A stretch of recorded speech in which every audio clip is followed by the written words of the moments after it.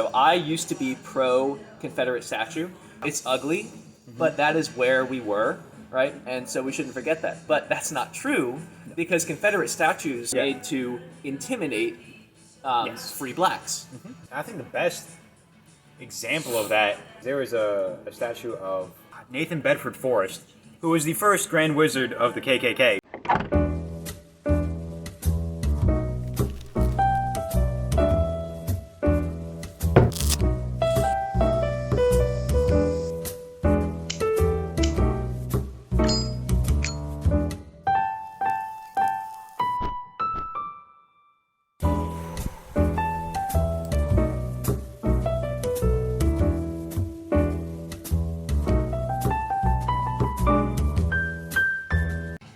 Good afternoon, History Puffs. I'm here with Jacob.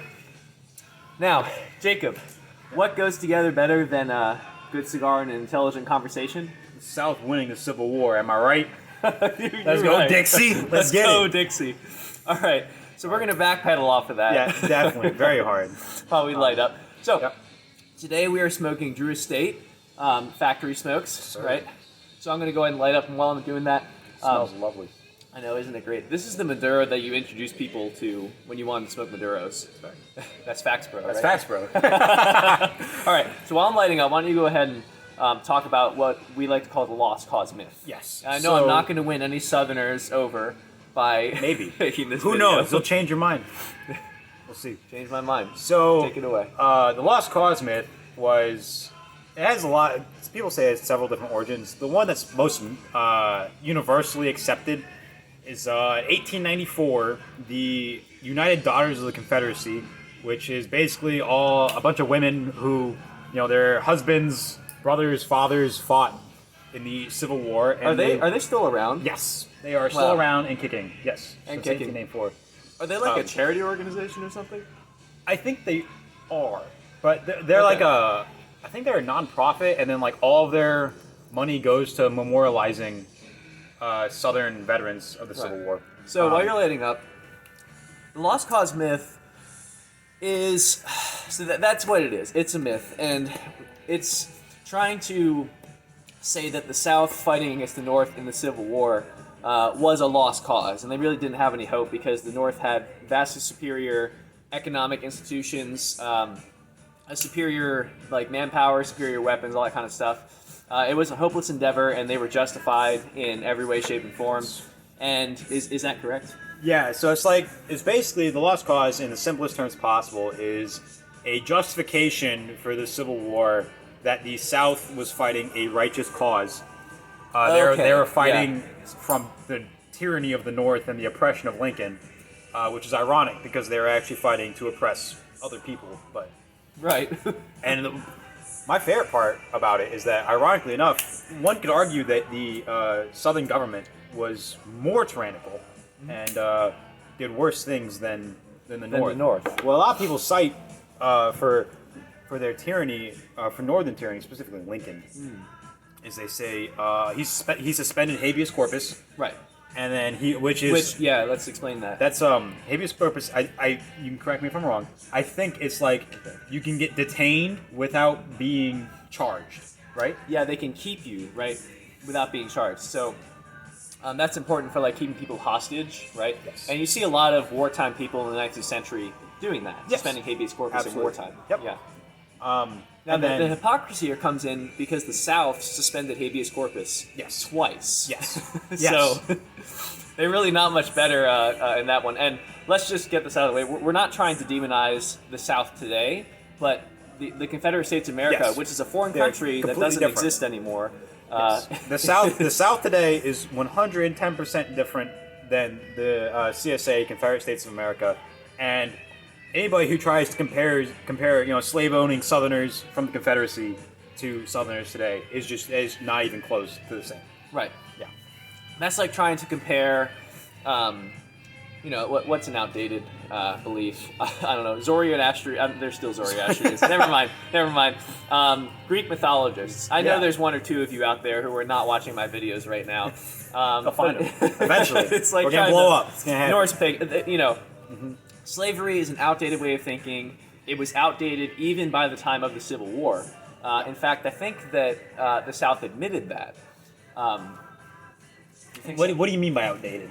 Like, Well, they called it a peculiar institution. There are many documents Yes. calling it a peculiar institution. Yeah. And it's peculiar because it stood out, right? This wasn't common at this time anymore. Britain had begun its abolition movements as early as like 1840. it wasn't common in Western states. Slavery was still very alive and well in. Actually, I think South America by this time was starting to ban it already, but Yeah. specifically like Middle East, it's still going on. Middle East and Was it Africa. really? Oh, absolutely. Yeah, Okay. yeah. That's the whole. That's one of the 10. We're getting a little off topic here. That's Yeah. I guess one of the things that Islam was founded on is when you go raid and pillage, right? You would take slaves. Oh my God, what are they called? Well, I can't Oh, remember. yeah, there's a term, Yeah, right? there is a specific term. It's Yeah. like for non-Muslim people. Yeah. Because Muslims couldn't be enslaved. You couldn't enslave other Muslims. You could only Okay. enslave people of other religions. non-Muslims, right? Yes. And so that was like a big part of their religion, and that carried on until today. Honestly, it still carries Yeah. on, for sure. And the other thing is, like, back in Roman times, you would take over a nation and then you would enslave its people. Yes. This is very common practice, but by the time of the Civil War, slavery was much less common in Europe. I don't think any European nations had slaves. You could argue Russia with their Okay. serfs, but that's a bit of a stretch. That's a stretch. I mean, they're like diet slaves. Is the best way to describe serfs. Diet slaves. It's without getting too far into it. Yeah. Yeah. But the thing is, slavery was not going anywhere by the time of the Civil War. Some people would argue that it was out of going out of fashion, Yeah. and that's not true at all. A male slave. Do you know how much a male slave costed back in the day? There's a lot. They were investments. Yeah, man. yeah, for and sure. they would actually get male and female slaves, and they would use the female slaves as Like breeding stock. breeding stock. Like this is serious. Yep. And to pay back for the massive amount of money they spent on these male slaves, which was a lot of money. I think lot of money. it's like buying a new car, and not even just any new car, like a nice car. Yeah, I think like You know. adjusted for inflation, it's like over $100,000, or maybe not over 100, maybe like over like 70 to 80. I would think like in that, 60,000. in that range. Yeah. it's a lot of money. It's Yeah. a lot. People aren't cheap. But it's true. I wanted to go back to your point about like you saying slavery. It was becoming outdated. It was starting to die, Yeah. or it wasn't starting to die. Sorry. Okay. That's actually what most people's belief of slavery was at the time. Even Southerners, they knew it was going to go away soon. They knew it was going to die out. So they were doing everything in their power to keep expanding it, because it's like the Roman Empire, right? Yeah. As long as you keep expanding, you won't die. But Right. as soon as you stop, then all of that internal turmoil will bubble over, and your empire falls apart. It's Yeah. kind of the same idea with slavery, and that's where you get like all the sectional crisis. We call it, us history majors call it the sectional crisis. Yes, sir. Yes, sir. And that's like when you get the Missouri Compromise, and then the I can't Missouri remember. Compromise, which was supposed to end the issue of slavery Yes. forever. Yes. You can never make any slaves above the line of Missouri, right? Yep. And nothing's ever going to happen. Oh man, California just came on the map. What are we going to do with that now? Yeah, California is both above Yeah. and below Missouri. So they tried to end the slavery Missouri. issue. So slavery was an issue back in 1776. Yes. Right.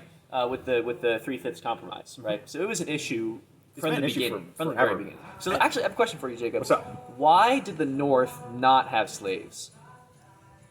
So they had in the North, wages became a lot more popular in this time.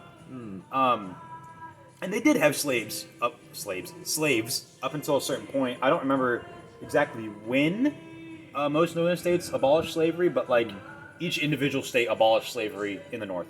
Right.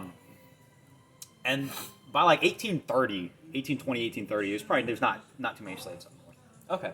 And it mostly got replaced with wage laborers. Now, that's actually an interesting topic, because the South's justification for keeping slavery is that they say the conditions that wage laborers worked under was worse than that of a slave. Wage slaves. Wage yeah. slaves. Yep, that's Wage what they were slavery. called. That's what they called them. And Yeah, but so it's hard to compare. Yeah. Let me expound upon that for a minute. So what their rationale is like, we treat these slaves like family members. If Yep. they get hurt, we nurse them back to health. Yep. Which of course they're going to do that. They're investments. We treat them like members of the family.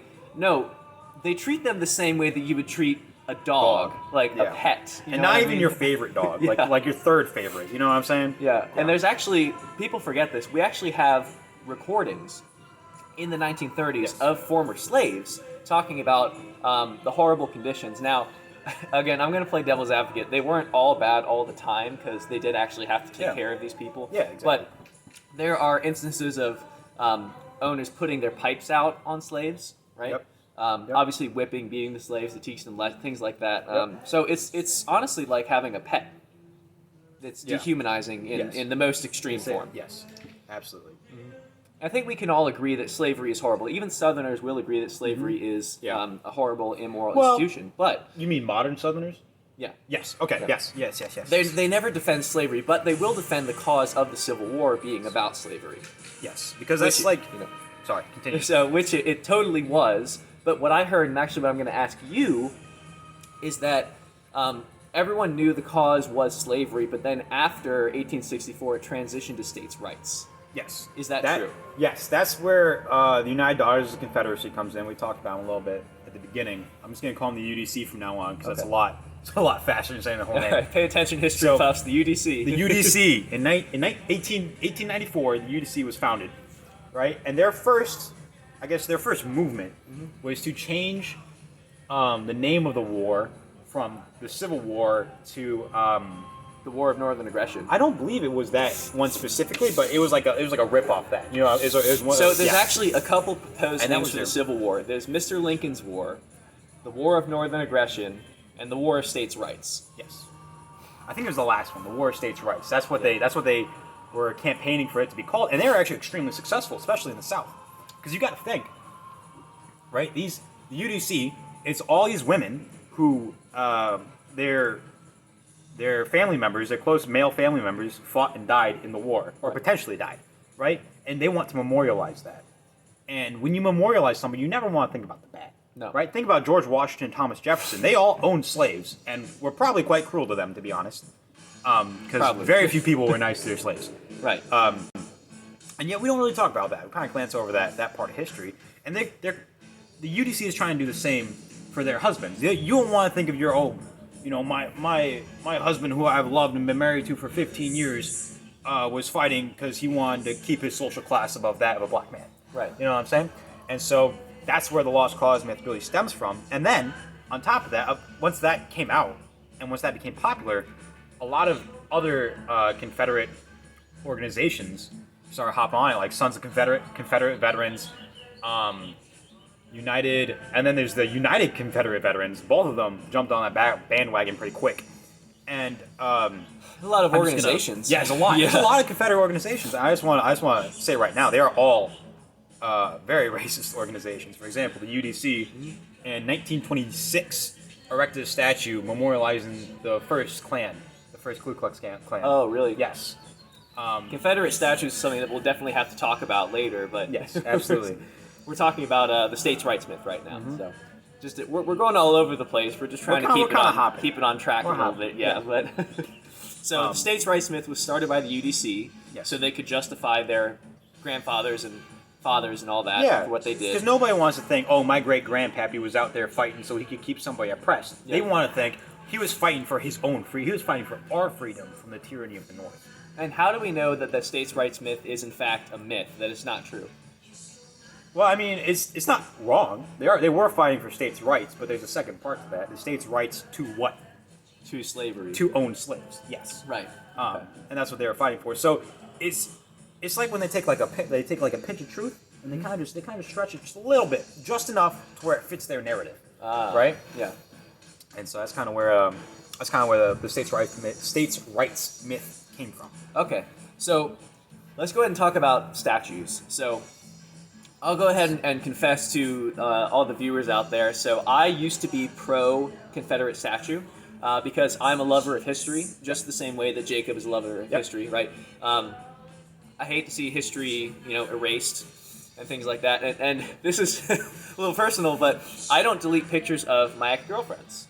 Okay. Because I think that you should keep that part of you. Okay. You should never forget who you've been and and where you've been and all that. Yeah. And I used to think that the same thing applied to Confederate statues. That it's ugly, but that is where we were, right? And so we shouldn't forget that. But that's not true because Confederate statues were not made to memorialize the deeds of the Confederates. They were made to intimidate free blacks in America. Yes, I think the best example of that statue is there was a statue of Nathan Bedford Forrest, who was the first Grand Wizard of the KKK. In case you're wondering, Grand Wizard. I think that's what they're called, right? Grand Wizard. That's they look like wizards. They do look like wizards. They look like wizards. And so after the Civil War, because he was a general in the Civil War, he was mediocre to bad. After he got his ass beat by the North, he then decided, what else can I do? I can go and oppress black people the only way I know how, through terror. Right. And I believe there's a statue. It was Imagine that. So you're a black man, right? Yes. And you're the Ku Klux Klan leader, and you know he's a leader because all the way up to the 1960s and 70s, the KKK would parade in parades, right? Just in your hometown parade. So they know who this leader is, and now there's a statue of him. Yes. Right? I don't remember exact city. My gut says New Orleans. I don't think that's right because I don't think he was from New Orleans, but don't quote me on that. But it was like put up in the center of New Orleans, right in their town square, or whatever. Yeah. And just imagine that. You know, you're an African American guy walking down the street, and you see this symbol of a dude who literally he dedicated his entire life to oppressing your race. Yeah. You can't tell me that's not racist. You know what I'm saying? 100%. I don't. Yeah. And so, actually, do you know of any Confederate statues that are indeed made to memorialize like history? There is one Confederate general. I don't want to say a name because I don't remember it off the top of my head. Again, my gut wants to say P.T. Beauregard. Do not quote me on that. Beauregard. do not quote me on Beauregard. I do not know if this is officially him. That's just what my brain says. And it's saying that he actually. Oh, maybe it wasn't him. Anyways, there was a Confederate general. I don't remember which one specifically. Who, after the war, actually became a staunch civil rights advocate. Really? Yes, it was crazy. And he was a pretty well known general too.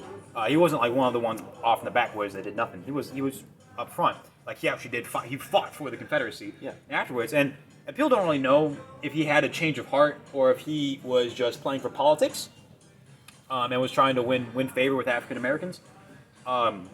They don't quite know what his true motives were, but the fact that he did turn around and fight for civil rights after fighting for 4 years to conserve slavery, I feel like statues of him aren't as bad because while he did fight for slavery initially, he then changed his life to go and fight for civil rights. So, and that conversion right there, I think, deserves recognition. You know, I think it's actually better for someone who is flawed to turn around and repent for their own ways than someone who's just good their entire life. I do think. I really do think that speaks to his character. That's not easy to do.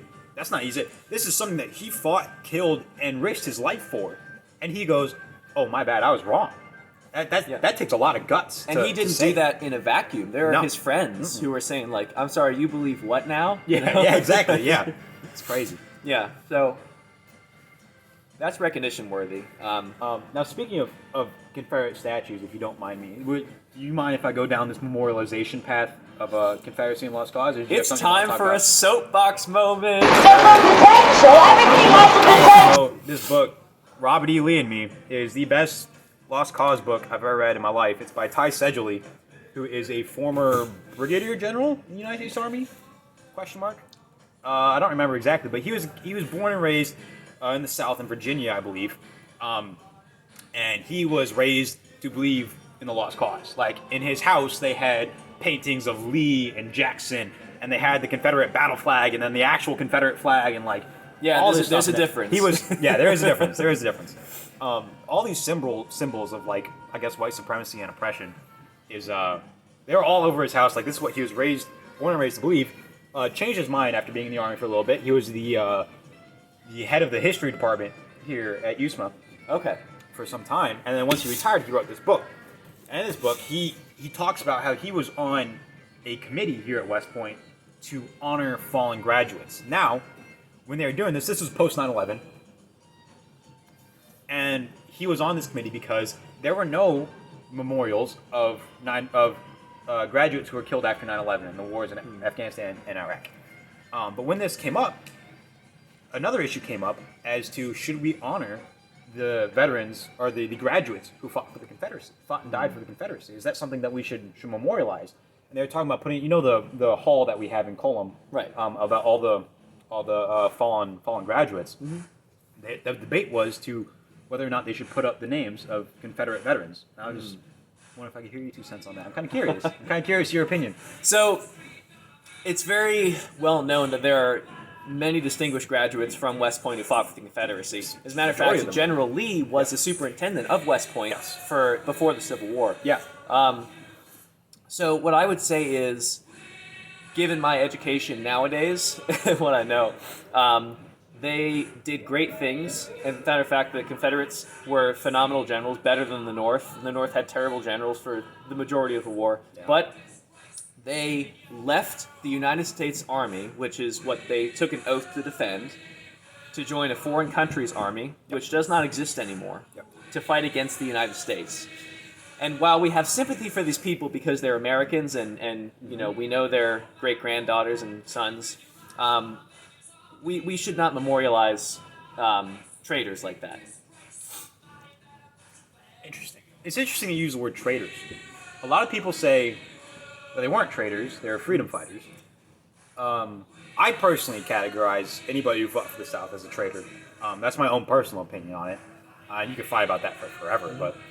But what you did bring up an interesting point about how a lot of West Point graduates fought for the Confederacy. Did you know, after the war, when the war first started, a lot of people in the military and in Congress were like, well, why the heck are we paying for this academy if I think it was something like 60% of their graduates just committed treason and went to go fight for the Confederacy. Really? Yeah, and there's some serious talk about shutting this place down because they're like, it's too many of our generals, too many of our commanding officers are from the South because the South had a stronger military heritage than the North, in my opinion. Right. And it's over half the academy, right? Yeah, it was a lot. So, but yeah, I agree with you on that point. I do not think we should be more memorializing Confederate veterans here at the academy, but it is a very, very debated on topic. And it's a very sore subject too. It's hard to call men like that traitors because it's such a strong word to use. Yeah. And they meant, it's hard to say they didn't mean well because they were defending their families, but think about what they were fighting for, which was slavery. That's where another part of this lost cause myth comes from, is that everybody will always cite General Lee. I don't know the exact quote off the top of my head, but when Lincoln approached him to become a general for the North, he said, "I cannot betray Virginia," is essentially what he said. And that single quote has caused so much damage to the Southern psyche, it's not even funny. Right. Because now they have justification, like, oh, well, Lee wasn't fighting for slavery, he was fighting for Virginia. Right. But what was Virginia fighting for? Slavery. There we go. Right. And the thing is, the United States was only, 7 years old at this time. It was a very young country. And that shows... Not even 100 years old at that point. No, not even. And that shows... So your grandfather might have fought in the Revolutionary War before the U.S. was even a country. So this shows that the concept of the United States being bigger than the states themselves, right? Your loyalty to the United States being such a new idea, it's so easy to default to your state than to think about the collective, the United States. Yeah. So absolutely, that's just the point I wanted to make about that. And there's another topic I want to bring up. Is an argument I hear a lot is that, okay, well, maybe the generals and the politicians were fighting for slavery, but the common man, he couldn't afford slaves. Why would he be fighting for slavery? It doesn't make sense. And this myth comes from the fact that 70% of Southerners were not slave owners, which is true. Yes, that is very true. They were not. But they weren't just fighting. So there's two main reasons why Southerners fought. One is because they were afraid of something called servile insurrection. Basically, I've heard slave that term. revolt. They're terrified that if African Americans were freed and they were allowed to have guns, they're just going to go and just shoot every white person they see in the South. I don't know if that's a legitimate fear or not, because if you look at past American slave revolts, historically, even when there's a chance, like there's Nat Turner's rebellion. I've heard I about think. that one. Yeah, Nat Turner. Only like 25% of the slaves actually took up arms and revolted. The other 75% were like, that's scary. Right. I might die. Right. And they didn't do it. And so that wasn't really a justified reason to fight. And the second reason they fought, and this is actually probably the main reason I would say why most Southern men fought in the Civil War, is to maintain their social class, right? So there's this idea of like Southern manliness that came from the South, and that came from being able to provide for your family and also not being the bottom of the bottom on the social class. Because slaves will always, nobody's lower than a slave. Nobody, Right. no white man will ever be lower than a slave as long as they're enslaved. But when they're freed, what if that black man starts making more money than me? What does that say about me as a man? I can't have that. I have to keep him enslaved. So I'm going to go fight so that he can't get a higher social position than me. That's a very human motivation right there, Yes. is power and status. I mean, think about what people in your high school did to get popularity, right? Think about what people do. I mean, people never want to give up power, and that's a commonality you see every nation, everywhere, because humans never change. Oh, that goes good. And all humans are exactly the same, and that's something that I'm going to touch on a lot in this channel. But yeah, they're trying to maintain the way things are, Yep. which was slavery. Yeah. Yeah. And not only that, but they were, and a lot of people will say this is another argument for the lost cause. They will say that, well, with the changing economy and all this, and moving towards industrialization and factory workers, slaves are becoming irrelevant. We're never going to use them again. We don't need slaves to work factories. When in fact, that's not true at all. The South, there are documents. I don't have them exactly off the top of my head. But there are documents citing that say Southern politicians were excited for factories because they're like, we don't even have to retrain our populace to get into the factories. We can just throw the slaves in there. So It's like they have free labor. well, they did, right? Yeah. And what's interesting is actually in my history class in high school, this is the first time I was learning American history, for real. And they talked about the cotton gin, and they said that now, one man can produce the cotton of 40 men, right, with the cotton gin.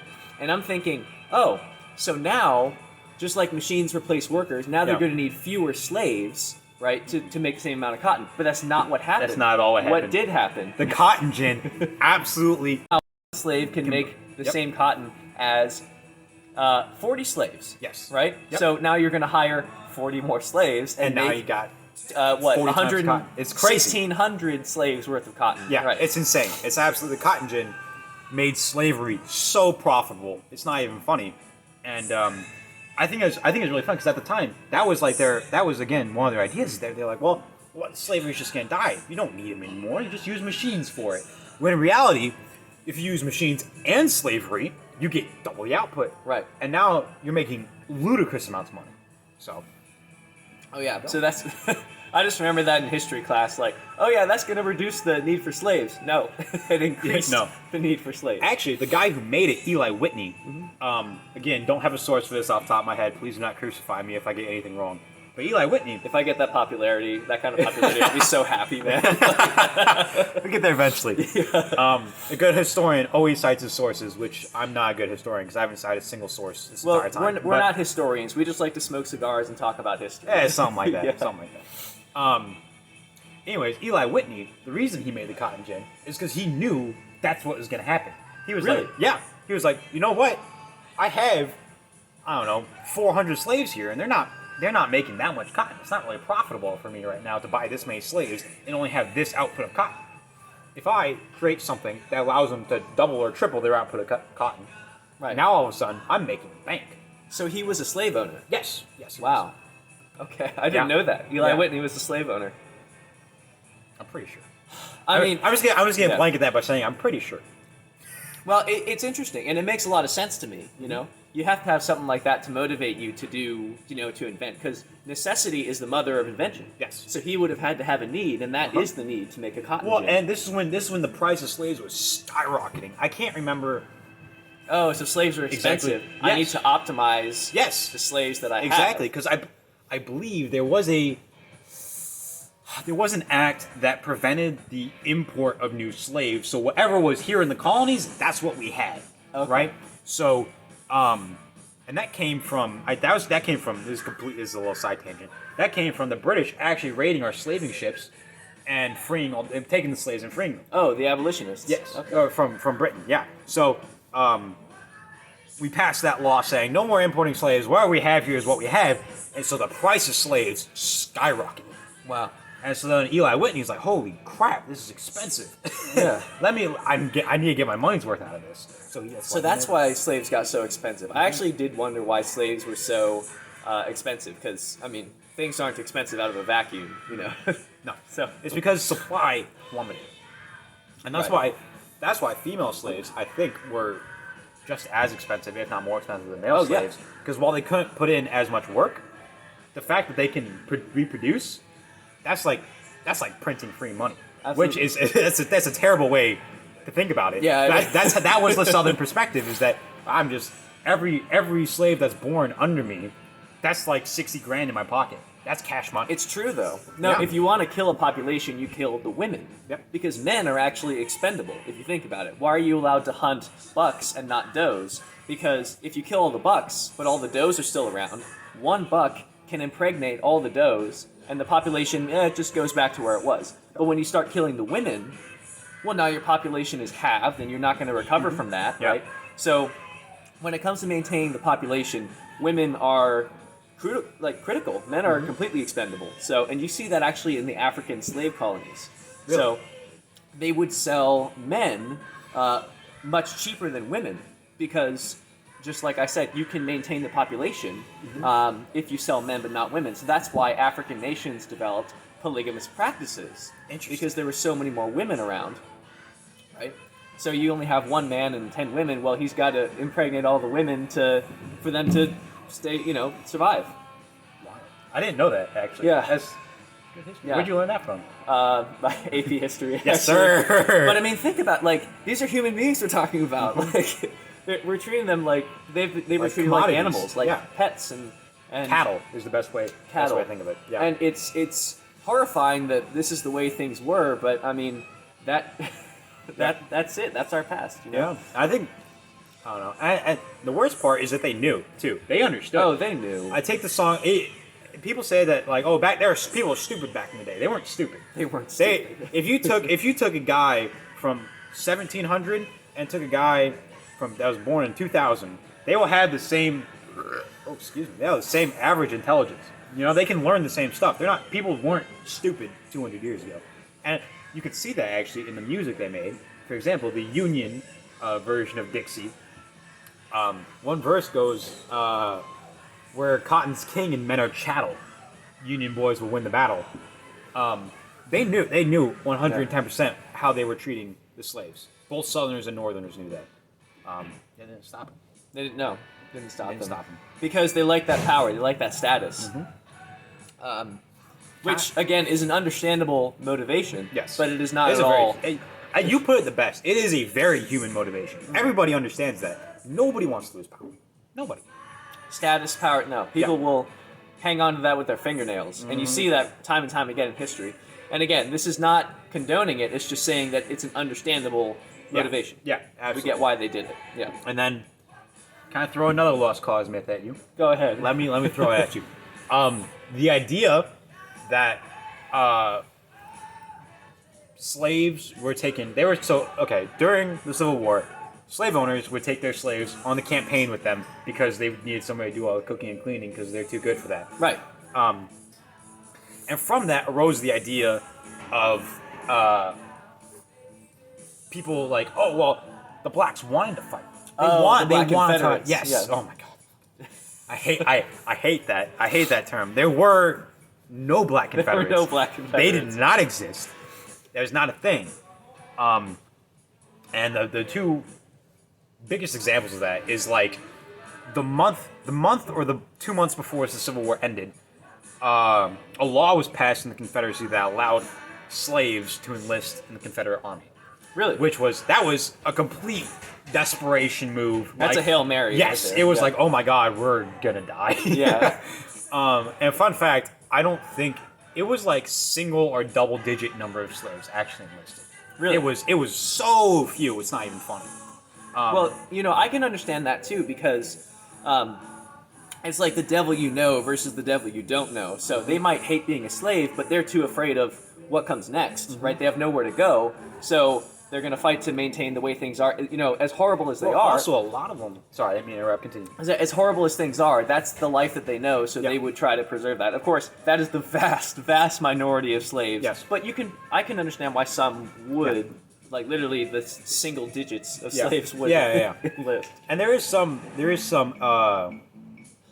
accounts of like masters forcing their slaves to go fight, sort of thing, forcing them to enlist. So that was also a big portion of it. And another widely cited, I guess, source. That's not the right word. I can't think of it. But another widely cited source of Black Confederates is the Louisiana Native Guard. Or Native Guard, New Orleans Native Guard, something like that. It was in pictures, and this is where the biggest controversy comes from. There's a lot of pictures of them in Confederate uniforms. They're African Americans. Well, not actually African Americans. They're all mixed because New Orleans was like very different from the rest of the Confederacy. Actually, it was kind of weird where there were African Americans, mixed African Americans who could actually climb the social ladder. It was a very, very interesting, peculiar place. But that's a story for another time. But them in the Confederate uniform is what is usually widely cited as like, oh, look at these African Americans out here fighting for the Confederacy. Hell yeah, go Dixie. So what I know about Louisiana is the race relations were completely different because blacks were sometimes slave owners. Yes. So of course, if you own slaves, you're going to fight to preserve the slaves. So that's why some of those people would join the Confederate Army. But then I heard that same Louisiana regiment actually defected and joined the North. As soon as New Orleans was captured, the Louisianans were like, I gotta maintain my social status. Hey, how you doing, Union General? You guys looking for some city police? You need a hand, Yeah, exactly. I mean, that's exactly what it was. They weren't fighting for the Confederacy. They were fighting because they had to maintain their social status in New Orleans. And they did that by pledging their allegiance to whoever owned New Orleans at the time. Right.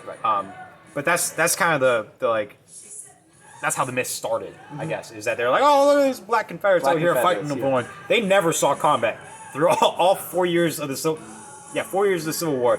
They never once saw combat. Well, think about it like this. Again, with the status thing, you're not going to let people lower than you do the fighting because the fighting is a glorious job, and you see this with women. Even in the disparity of World War I, women were not only were they not encouraged, they were actually not allowed to enlist. And even in World War II, in Germany, when they would have the Allied bombing raids for the anti-air guns, the women, because they were so short-handed, the women could help to load, operate, and steer these guns, but only a man could pull the trigger. Right? So you see this even up to the modern day. With they're not going to let combat power. They're not going to give that out to oppressed minorities. Right? You actually brought a very good point up with the women. I'd like to run with that if you don't mind. Women are actually that phrase is very poor.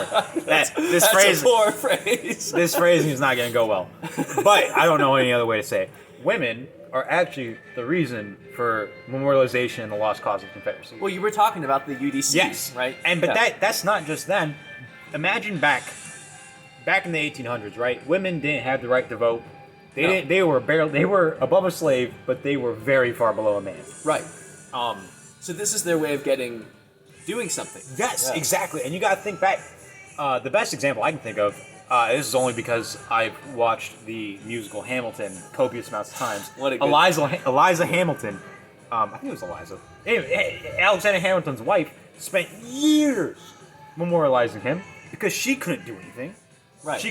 But she could do something for his name, right? And that's that's where this idea of memorialization comes from, and specifically the lost cause is heavily perpetuated by women because they wanted to do something, right? But they couldn't run for office like the men could. They couldn't make any legislative change that could change the societal or political structure to keep oppressing the African Americans. But you know what they could do? They could scare them by putting up statues or by holding parades and rallies and stuff like that. Well, yeah, again, given the limited options that they had to deal with, they were actually very resourceful, right? They actually, I think, did more change than if they would have had the right to vote. Now, Honestly, of course, they should, obviously, they're citizens. Right? We're not saying that. We're just saying that think about how innovative that is. There's not a path in front of me, so I'm going to go trailblaze and make a path and make this lasting change that lasts to this day. It's actually very impressive. Honestly, very impressive. The Lost Cause is probably the most successful propaganda campaign ever. Honestly, in my opinion, it's done wonders. Apart from Christianity, there's hey, it's a little hot here. Getting a little hot. Yeah. No, there was a book, The Man Nobody Knows, by Bruce Barton in the 20s, talking about how Jesus was the best salesman ever to have lived. Nothing to do with this video, but that's just a little factoid. I read that book. Okay, so we've done Black Confederates. Yep. They were not fighting for slavery. Not fighting for slavery. States' rights. What are we leaving out? Can I hop on my soapbox again? All right. You get a second soapbox moment. I talked to you a little bit about this last night, but he, in my opinion, is probably... He's the reason why civil rights took until the 1960s to fully culminate. And he did this by three big things, right? So before he was president of Princeton University. And before that, he was a historian. And he wrote he wrote 3 history books, all of which basically glorify the South and promote the Lost Cause. And then when he became president of Princeton, he then mandated that as the history books that all Princetoners, whether Princeton graduates, are going to be taught. So now you have a couple generations of very influential people who graduated from Princeton being taught the Lost Cause. And those people were probably between 18 and 25 when they were taught that. They're going to be politicians for the next 60 years. You know what I'm saying? Right, so because they're incumbents and they go out and promote this. Yeah, that's really interesting. So it's funny that you say that it took that long for civil rights to happen because President Grant, former General Grant, was actually extremely pro-civil rights. He was actually known to work out in the field with his slaves because he lived in Missouri. And he was actually, his friends didn't like that. They discouraged him from working out in the field with his slaves. Yeah. But he actually died of throat cancer, and so he couldn't actually implement all the changes that he wanted to, but he was very pro-civil rights. Yeah, and that resonated for up until Wilson's presidency. For example, until President Wilson came to be, the executive branch of the federal government was fully integrated. There was no segregation. Right. It was not until Wilson came around where he decided, you know what, maybe don't allow any more African Americans in here. There were African American politicians as early as 1868. Yeah. Around that time. That boggles my mind because it's no myth that even the North was racist, right? So the fact that they got elected that early boggles my mind. Yeah, I don't know how they did it. I don't know how they did it either. Actually, I should probably look more into that, but it's very good. Excuse me again. I really do appreciate that you brought up the fact that Northerners were racist. Because they were. They were. The idea of abolition was incredibly radical. So much so, Abraham Lincoln on the campaign trail said several times, I do not wish to destroy slavery. He goes, I don't want to get rid of it. I don't want to stop it from expanding. He goes, I just want to leave it the way it is right now. That's what he said. Are you sure about that? Yes. Because he drafted the Emancipation Proclamation. Yes. Yes. Okay. I will die by that. He said when he was campaigning, this is before the Civil War started, when he got elected the first time, his campaign was not of ending slavery, just stopping it from expanding. Oh, you're saying before the Civil War? Yes. So this is just political grandstanding, right? Politicians. Well, personally, Abraham Lincoln may have felt like he wanted abolition. I don't know exactly his personal feelings on the issue. I assume he was pretty pro-abolition. But he knew that if he ran on that, he wouldn't get elected. Right. There is no Northerner would ever vote for abolition. Abolitionists were seen as extremists in the North. Right. They were seen as like borderline, like terrorist group that were terrorizing the South and stealing their slaves. So if he ran on that platform, there's no way he would have gotten elected. Right. Yeah. Well, imagine if someone wants to get rid of machines. Like, there's no more machine. We can't use those auto things at McDonald's anymore. No more of that. We're going to hire people. Yeah. That's a radical point of view. Yeah. Right? Well, the best comparison I've heard is that Barack Obama, when he was campaigning, so under his presidency, gay marriage got legalized Right. by the Supreme Court. When he was campaigning, he said several times that he believes that marriage is exclusively between a man and a woman. Between a man and a woman. Yeah. Right. And yet, when he became president, he very much advocated for gay marriage, which Right. that just kind of shows how politicians act. I'm not Grandstanding, saying there's anything wrong with it, whether it's good or bad, but like that's just how it works. And it got a little off topic. Basically, North was pretty racist. Not as racist as the South. They didn't want slaves, but they're still pretty racist. They didn't want African Americans to be equal, but they didn't want to be enslaved either. No, they did not. So, let's go ahead and wrap up on the topic of the North, right? Did Yep. they actually fight for abolition? And I think my point of view is they did it out of necessity. They knew that the South had to relinquish their slaves were they to stay in the Union. Yep. So whether they did it because they believed in all men being equal or because they wanted the South back is up for debate. Is it up for debate? I think, honestly, initially, because, when the war started, Lincoln said, if I could end this war without freeing a single slave, I would do it. I think he meant that, 100%. He didn't. When the war started, nobody cared about slavery. It was about preserving the Union. Right. And it was after Antietam, when it was ridiculously bloody at that point. Oh, Antietam was the single most bloody battle in American history. We have never lost more soldiers in a single battle than at that battle. After that, he realized that's not enough. Preserving the Union isn't enough. We have to have a moral high ground. And that's... It's over, Anakin. Yes. I have the moral high ground. Don't try. But they needed that moral high ground to keep getting soldiers to join. Because if they didn't, they would just run out. Nobody wants to fight. Nobody cares about preserving the Union anymore because look how many people are dying.